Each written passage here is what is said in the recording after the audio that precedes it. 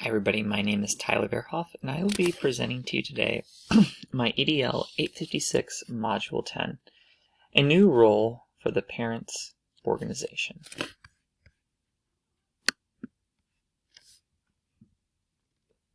Section 1, summarize the case and establish the facts.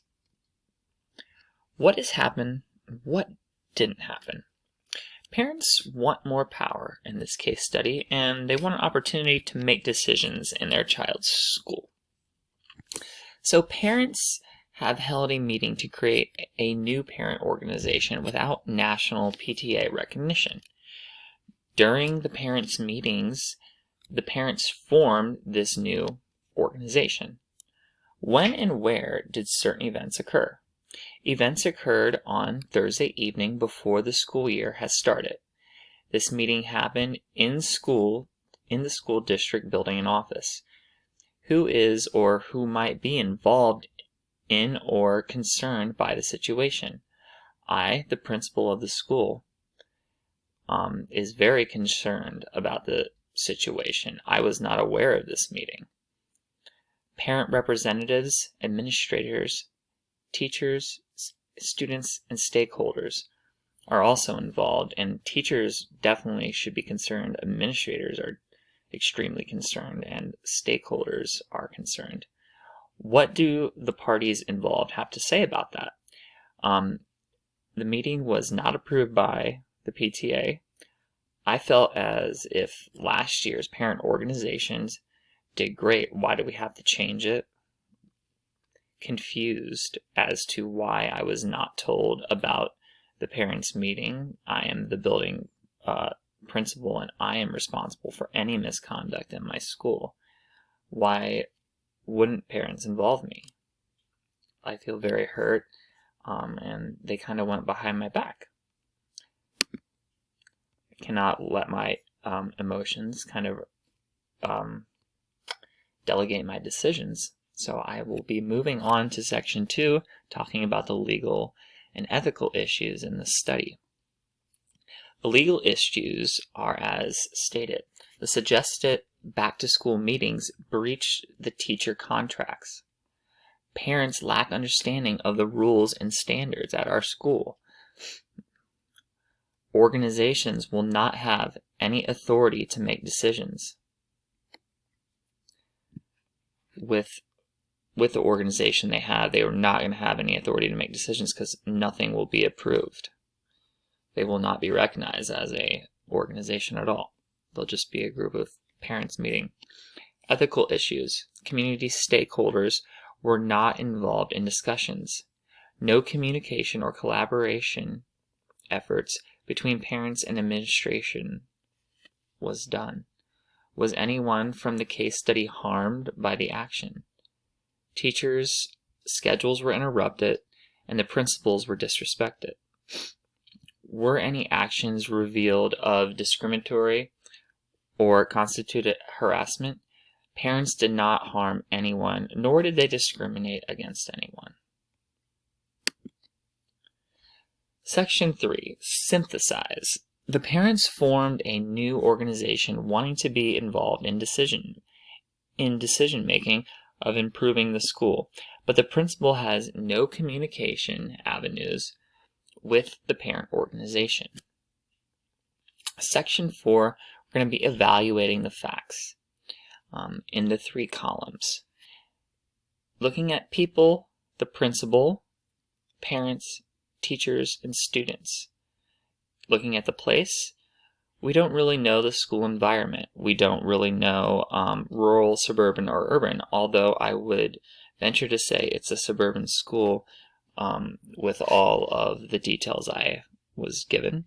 We do not know if it's private, public, or charter, but being a private school would say a lot about the behavior that was being orchestrated in the case study.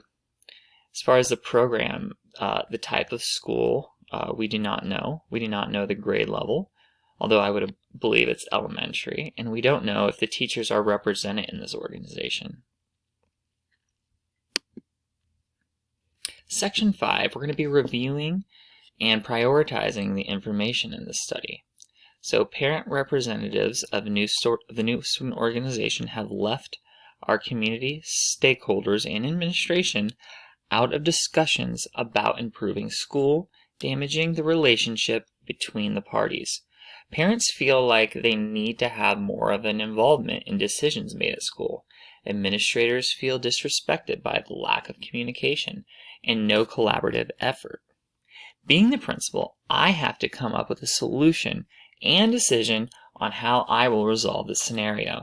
I need to know if they will be approved by the National PTA for their next meeting.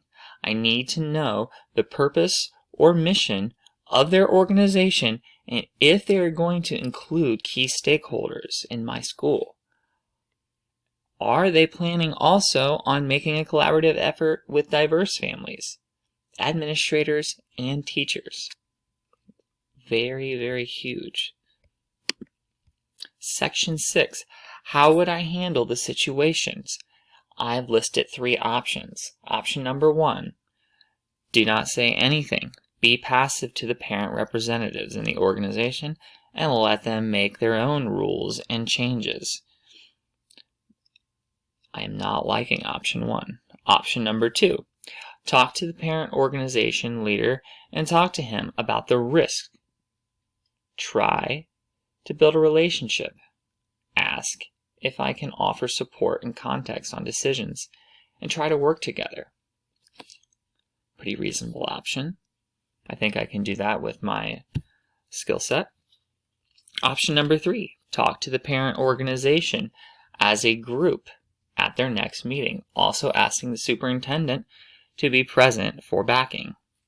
Also a pretty reasonable plan and execution strategy. Helps a lot of people. So section 7, we're going to evaluate the pros and cons on each option that I listed. Starting with number 1. On the pros, it would increase in parent and community involvement. Parents would feel good and it would boost the morale. The cons of option 1 would be parents have no understanding of school precedents. Parents' child's interest may be favored, which is a huge concern of mine. Loss of stakeholders' relationships in the community. A lot of cons represented there, which is why option 1 is not going to be an option for me.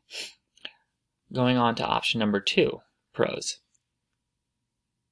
This creates a positive relationship with an organization leader, positive relationship for me, and he probably knows lots of people within the community. So it's going to be a good relationship to have. And collaborate to help their organization prosper.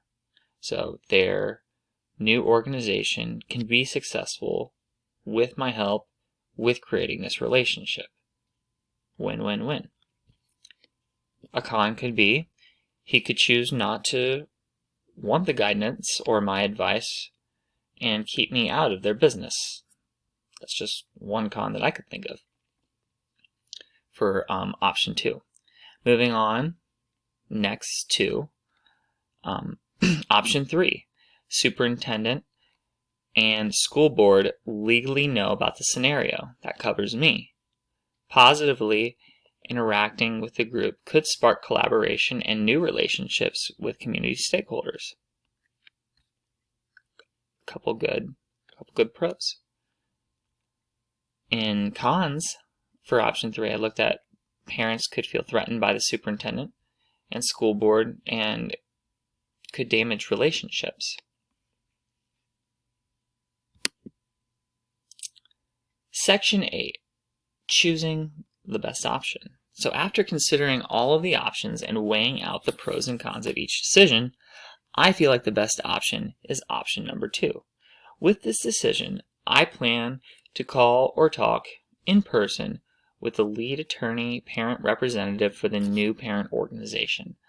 I will be positive in talking to him. I will try to foster a good relationship.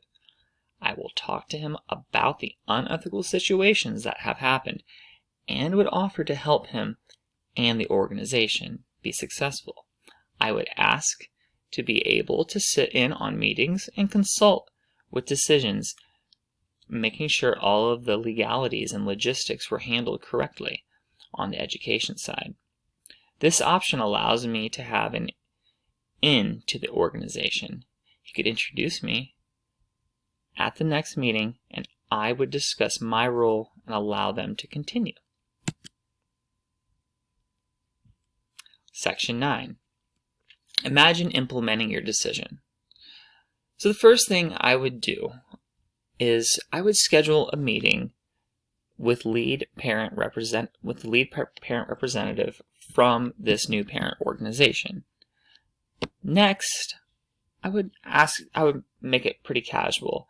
I would ask to meet him for coffee somewhere public away from school where I can talk and he can feel comfortable.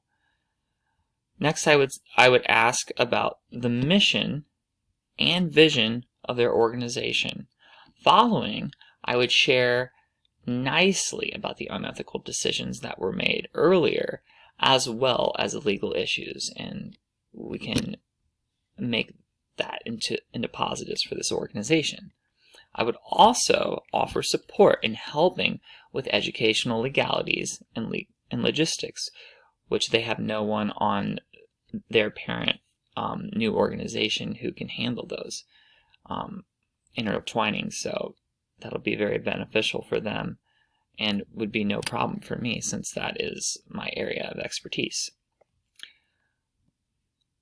I'll also then segue to promote external communication to diverse families, community members, and stakeholders. That's extremely important in my eyes. I then will suggest how collaboration efforts with administrators and teachers will foster success for students. Following that, I would then get invited, hopefully, to the next meeting, introduce myself, and kind of my role that I will have in the organization. And during that organization, I will offer support to anyone in there for anything that they may need. And I will offer questions and will be there to help with any of their needs. And that is my conclusion. Thank you very much for your time and for listening.